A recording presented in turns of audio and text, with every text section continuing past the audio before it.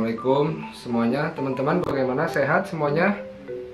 Oke, nah sebelum kita masuk kelas mungkin kita berdoa dulu ya.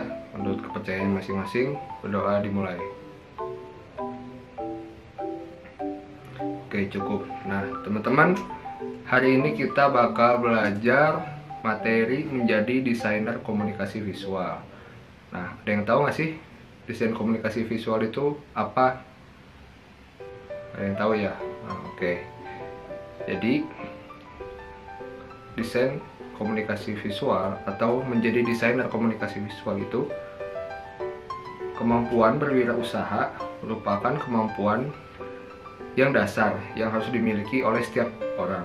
Nah, kemampuan berwirausaha ini berguna untuk mengubah peluang menjadi suatu tantangan yang memiliki nilai ekonomi. Nah, proses pembelajaran berwirausaha harus mampu meningkatkan pemahaman belajar siswa, apalagi pada sistem pembelajaran siswa di sekolah menengah kejuruan. Nah, pendidikan pada sekolah kejuruan harus memiliki sikap dan karakteristik yang berbeda dengan pendidikan umum atau sekolah menengah atas.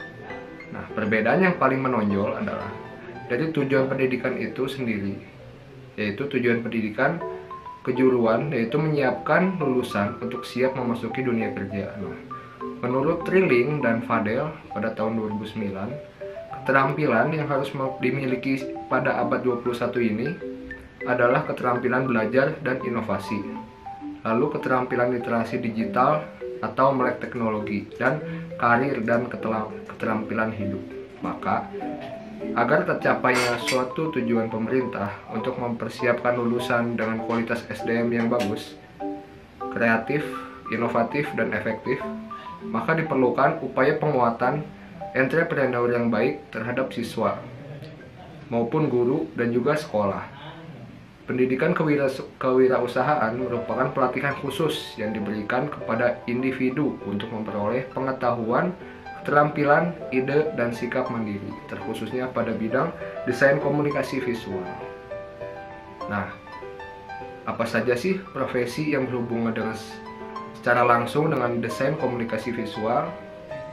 Nah, ada profesi yang namanya technopreneur. Nah, sebelum membahas mengenai technopreneur, desain komunikasi visual, kalian harus mengetahui terlebih dahulu apa yang dimaksud dengan technopreneur. Nah, menurut Chua Heung Hwa dalam buku Triono tahun 2016, technopreneur is an extension of an entrepreneur and makes use the technology to make a new invitation and innovation and thereby exploit his achievement in the market to make money. Jadi, entrepreneurship ini adalah pengembangan diri seseorang atau seorang pengusaha yang memanfaatkan teknologi untuk membuat penemuan baru atau inovasi sehingga mampu menghasilkan nilai ekonomis. Nah, entrepreneur berasal dari kata techno yang memiliki arti teknologi dan entrepreneur yang artinya kewirausahaan. Maka dapat dikatakan entrepreneur adalah sebagai suatu usaha yang memanfaatkan kemajuan dalam mengembangkan suatu usaha yang dimana bergerak di bidang teknologi. Sedangkan entrepreneur merupakan kemampuan seseorang untuk memberikan suatu nilai tambah ekonomis berupa barang atau jasa yang dijual. Nah, kata lain dari entrepreneur ini yaitu bisa juga disebut dengan wirausaha. Nah, wirausaha adalah seseorang yang menjalankan suatu usaha atau perusahaan dengan segala resikonya, yaitu seperti mendapatkan untung atau rugi dari produk atau jasa yang dijualnya. Nah, selanjutnya ada wirausaha. Nah, wirausaha ini menurut peneliti yang bernama Joseph Schumpeter pada tahun 1934, wirausaha adalah seseorang inovator yang mengimplementasikan perubahan-perubahan di dalam pasar melalui kombinasi-kombinasi baru. Nah, kombinasi baru ini bisa berupa yang pertama, memperkenalkan produk baru atau dengan kualitas baru. Lalu yang kedua, ada memperkenalkan metode produksi baru. Nah, yang ketiga, membuka pasar yang baru atau new market. Yang keempat, memperoleh sumber pasokan baru dari bahan atau komponen baru. Yang kelima, menjalankan organisasi baru dalam suatu industri. Nah, sang Peter ini mengaitkan wirausaha dengan konsep inovasi yang diterapkan dalam konteks bisnis serta mengaitkannya dengan sumber daya. Nah, selanjutnya ada tujuan wirausaha. Nah, dalam berwirausaha tentunya kalian harus memiliki tujuan. Nah, yang pertama adalah dapat meningkatkan jumlah wirausahawan yang memiliki kualitas. Yang kedua, dapat mewujudkan kemampuan wirausahawan dalam menghabiskan produk atau jasa. Yang ketiga, melestarikan budaya sikap, perilaku, serta kemampuan dalam berwirausaha. Yang keempat, menumbuhkan rasa kesadaran serta orientasi kewirausahaan kepada peserta didik dan masyarakat. Nah, selanjutnya ada elemen kewirausahaan. Nah, elemen ini ada beberapa elemen juga ya, elemen kewirausahaan. Di antaranya adalah yang pertama, mengembangkan usaha. Lalu yang kedua ada membentuk sumber daya manusia. Yang ketiga mendapatkan sumber pemasukan baik berupa finansial maupun material. Yang keempat memiliki sikap leadership atau kepemimpinan. Lalu yang kelima dapat bertanggung jawab serta menghindari risiko. Nah, itu ada elemen kewirausahaan. Nah, lanjut ada prospek profesi desain komunikasi visual. Nah, sebagai seorang wirausaha, kita harus pandai dalam mencari peluang yang akan mendapatkan keuntungan. Suatu peluang dan perencanaan yang matang merupakan dua hal yang saling berkaitan satu sama lain. Saat kalian menemukan peluang, maka langkah selanjutnya yaitu membuat perencanaan. Nah, perencanaan merupakan hal yang sangat mendasar dalam membangun sebuah usaha yang nantinya akan menjadi kegiatan utama kalian. Nah, jadi sebelum kita mengenal apa saja sih prospek profesi desain komunikasi visual, nah ini ada beberapa prospek dari profesi desain komunikasi visual. Yang pertama ada ilustrator. Nah, ilustrator ini merupakan orang yang bekerja pada bidang di mana menyediakan jasa pembuatan gambar ilustrasi yang diaplikasikan pada media koran, majalah, cover buku, situs web, biro periklanan, dan pembuatan storyboard pada perfilman. Nah, pekerjaan sebagai ilustrator ini dapat dikerjakan secara individu ataupun secara kelompok, sesuai peranan dan tugas masing-masing. Nah, ada beberapa bagian dalam tim ilustrator yang dibagi berdasarkan peranannya. Di antaranya yaitu yang pertama, perancangan gambar atau sketser. Yang kedua ada bagian tinta atau mewarna, yaitu disebut inker. Nah, yang selanjutnya ada bagian pewarnaan atau coloring. Nah, seorang ilustrator dapat bekerja baik manual maupun menggunakan teknologi seperti komputer untuk menyempurnakan hasil karyanya. Keahlian menggunakan perangkat komputer yang harus dimiliki seorang ilustrator ialah mengolah gambar grafis berupa gambar vektor dan bitmap. Jadi itu prospek desain komunikasi visual. Yang pertama ada ilustrator tadi. Nah, lalu yang kedua ada komikus. Nah, komikus ini tidak jauh berbeda dengan seorang ilustrator.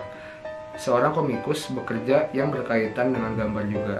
Nah, seorang komikus dapat membuat sebuah cerita komik yang dimana ceritanya lebih kompleks. Lalu yang ketiga ada desainer grafis. Nah, desainer grafis adalah seseorang yang pekerjaannya adalah membuat atau merancang desain, baik desain logo, desain kemasan, atau packaging.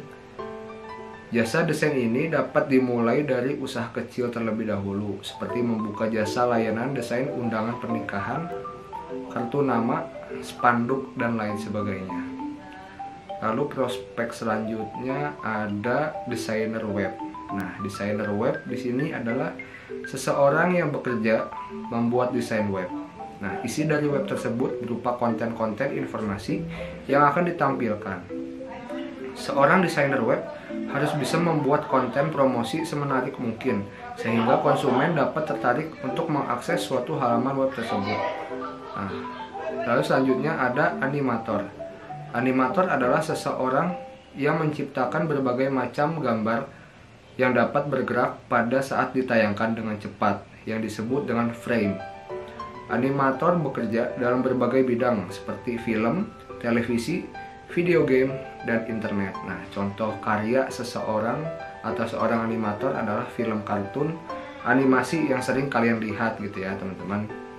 Kayak contohnya Doraemon mungkin ya, atau Upin Ipin, atau Mickey Mouse, dan banyak hal lain yang lainnya.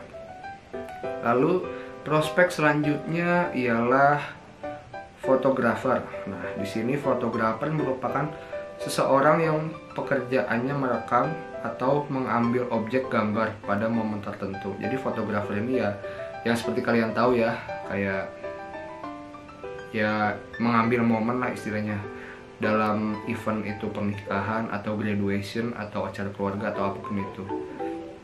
Lalu prospek selanjutnya di sini ada videographer. Nah, videographer adalah seseorang yang pekerjaannya merekam suatu video momen atau merekam suatu objek gambar video dalam membuat produksi suatu iklan atau film yang disebut videographer. Nah, tugas seorang videographer ini harus bisa mengambil atau merekam objek gambar secara bagus dan menarik. Jadi kayak fotografer tadi, jadi videographer dan fotografer itu tugasnya yang mengambil objek maupun gambar ataupun video pada momen-momen yang krusial atau pada momen-momen yang berbagai momen lah ya. Lalu prospek selanjutnya ada editor video. Nah, editor video ini adalah seseorang yang bekerja pada bidang video, yang dimana tugasnya adalah mengedit video atau memanipulasi dan mengatur pengambilan ataupun sudut pandang perekaman. Nah, fungsi dari pengeditan video ini agar video rekaman yang dapat disajikan kepada khalayak umum secara baik dan menarik. Jadi ya setelah kita tadi mengambil fotografernya atau hasilnya berbentuk foto ataupun video, kita di sini bisa menjadi sebuah editor, entah itu editor foto ataupun editor video. Tapi untuk sebuah kewirausahaan atau PT gitu ya, biasanya fotografer ataupun videografer ini sudah satu paket gitu ya. Oke, untuk prospek selanjutnya di sini ada periklanan atau advertising. Nah, periklanan ini kayak yang teman-teman biasanya temui ya di jalanan, kayak ada baliho gitu. Terus ada iklan kayak dicari pembantu atau misalkan butuh editor misalkan, atau ada lowongan pekerjaan. Nah, di situ biasanya periklanan ataupun iklan tentang rumah. Biasanya kan ada klaster baru, rumah komplek baru gitu kan. Nah, biasanya ditempel di baliho ataupun di tiang-tiang listrik jalan. Nah, periklanan ini apa sih? Jadi periklanan ini merupakan subsektor industri yang dimana saat ini sedang digalangkan oleh pemerintah, karena peluang usaha di bidang periklanan ini masih sangat luas. Hampir setiap hari para pengusaha membutuhkan media promosi dan iklan. Nah, pekerjaan menjadi seorang advertising sangat membutuhkan ide yang kreatif dan inovatif. Mulai dari pembuatan desain iklan, membuat poster, iklan televisi, dan media luar ruang seperti baliho atau videotron. Nah, jadi untuk menjadi seorang desainer pada bidang desain komunikasi visual, ada beberapa hal yang harus kalian perhatikan dan kalian terapkan sebagai seorang desainer. Nah, kalian juga sebagai desainer harus mempunyai kreatif gitu ya, kreatif dan inovasi yang tinggi. Jadi sangat banget dibutuhkan ide gitu ya. Nah, kreativitas ini merupakan kemampuan berpikir dalam menemukan ide-ide yang baru. Nah, peneliti Zimmer dalam bukunya Entrepreneurship and the New Venture Formation mengungkapkan bahwa ide-ide kreativitas sering muncul ketika wirausahawan dapat melihat sesuatu yang lama dan berpikir sesuatu yang baru dan berbeda. Nah, selain itu juga sikap inovatif merupakan salah satu bentuk terobosan dalam berwirausaha untuk berproses dan juga bisa mengubah peluang usaha menjadi suatu gagasan yang baru yang dapat menghasilkan uang atau bernilai ekonomis lah ya. Nah, bagaimana teman-teman untuk pematerian sampai ini? Pada paham semuanya? Oke, baik, pada paham ya. Semoga ya kalian mau jadi fotografer ataupun desainer web atau desainer grafis itu bisa. Tapi di sini ada yang berminat menjadi yang tadi disebutkan tidak? Prospek-prospek yang tadi ada ya? Ada ya teman-teman. Oke. Nah, jadi itu pematerian tentang prospek desain komunikasi visual. Nah, ini ada tugas untuk minggu depan. Silahkan dicek di classroomnya masing-masing ya teman-teman.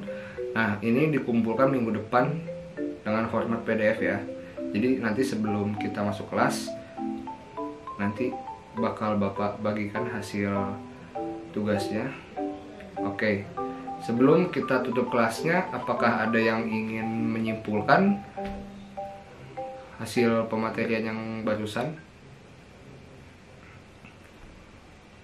Oke, baik, terima kasih udah memberikan pendapatnya tentang materi yang tadi. Nah, sebelum kita mengakhiri pertemuan ini, alangkah baiknya kita berdoa menurut kepercayaan masing-masing sesuai agama kalian. Berdoa dimulai.